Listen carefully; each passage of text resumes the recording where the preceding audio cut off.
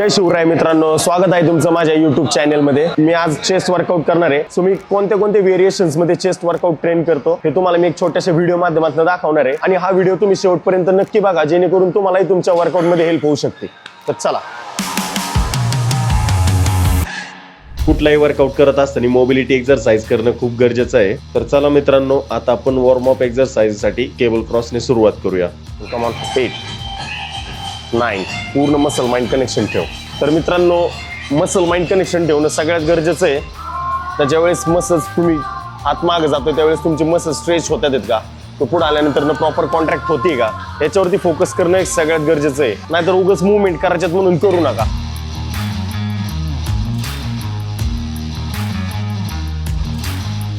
Muscles जर तुमचे चांगले पंप झालेले असतील ना, तरच तुम्ही वॉर्मअप साठी वेट इन्क्रीज करू शकता किंवा सेम वेट वरती चांगला प्रॉपर मसल ब्रेक करून वॉर्मअप कंप्लीट करू शकता। गरजेचं नाही की प्रत्येक सेटमध्ये तुम्ही वेट इन्क्रीज करतच पुढे गेलं पाहिजे।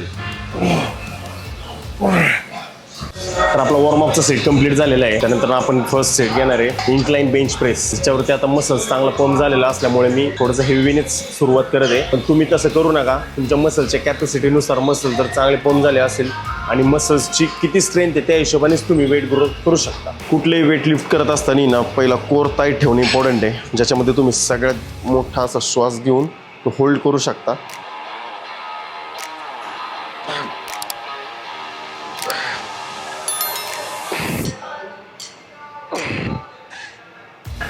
$60 kg आपल्याला 15 रेपिटेशन्स गेलेत। तर आपण 10 kg इन्क्रीज केलेले आहेत। पाहूया आपण किती रेपिटेशन्स टार्गेट करू शकतो।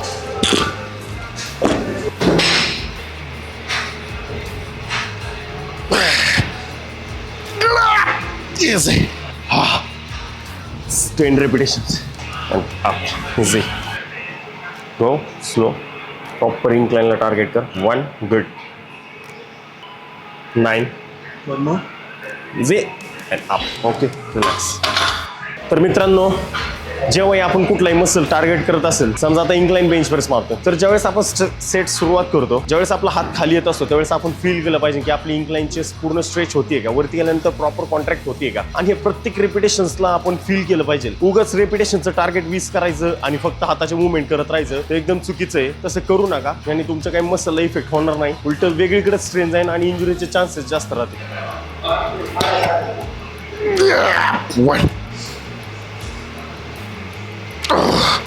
कमरेचा पट्टा सेफ्टीसाठी हेवी वेट मारताना सगळ्यांनी यूज केला पाहिजे, इंजुरीचे चान्सेस कमी होतात त्याने। 100 किलो आहे, पाहूया किती रिपिटेशन जातात आहेत आपल्याला इन्क्लाइन बेंच प्रेस वरती। कार्ब्स इंटेक जास्त असल्यामुळे मला तरी वाटते सेल जातीलच। चला,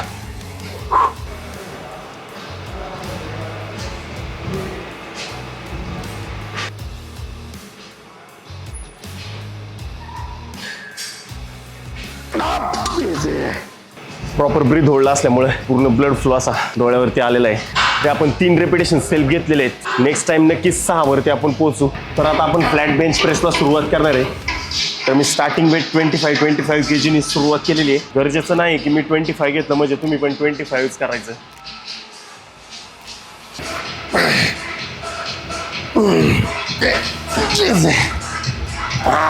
30 किलो।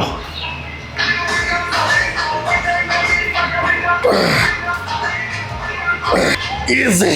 Oh fuck. बेंच जर लांब असेल तर डंबेल उचलून तिथे नेण्याची काही गरज नाही। तुम्ही डंबेल हा असा ढकलून बेंच पर्यंत पण पोहोचू शकता। वाटलं म्हणून सिंपल नॉलेज दिलं, पटलं तर घ्या, नाही तर सोडून द्या। 35 किलो आहे, बघूया किती जाते।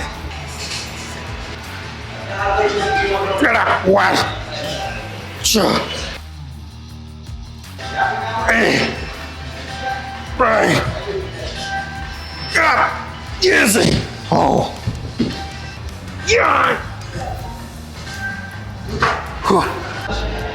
आपण वॉर्मअप साठी पहिले 5 सेट कंप्लीट केले ते केबल क्रॉस वरती। त्याच्यानंतर इन्क्लाइन बेंच प्रेस घेतला होता, त्याच्यामध्ये आपण 100 kg घेतलं होतं लास्ट वेट। मग फॅट बेंच प्रेस डंबेल वरती ज्यात 35 kg नी लास्ट वेट पुश केलं होतं। आता आपण हे करणार आहे पेक फ्लाय मशीन्स। त्याच्यानंतर आपला शेवटची एक्सरसाइज असणार आहे डबल बार। इझी। पेक फ्लाय करत असताना तुमचे एल्बोज शोल्डर लेवलला पाहिजेत, प्रॉपर मसल कॉन्ट्रॅक्ट करायचा पुढे मागे जाताना पण पूर्ण स्ट्रेच गुड.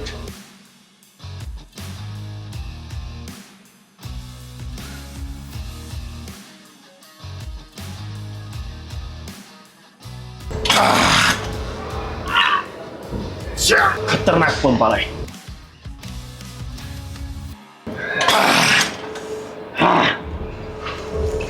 आता लास्ट एक्सरसाइज आपण घेणार आहे डबल बार एक्स्ट्रीम पंप साठी. त्यानंतर ना आजचा आपलं वर्कआउट एंड करणार आहे. नेक्स्ट चेस्ट वर्कआउट मध्ये आपण डिक्लाइन आणि फ्लॅट वरती सगळ्यात जास्त फोकस करणार आहे. चेस्ट वर्कआउटच्या एंडिंगला एक परफेक्ट पंप मिळवण्यासाठी आपण डबल बार यूज करू शकता.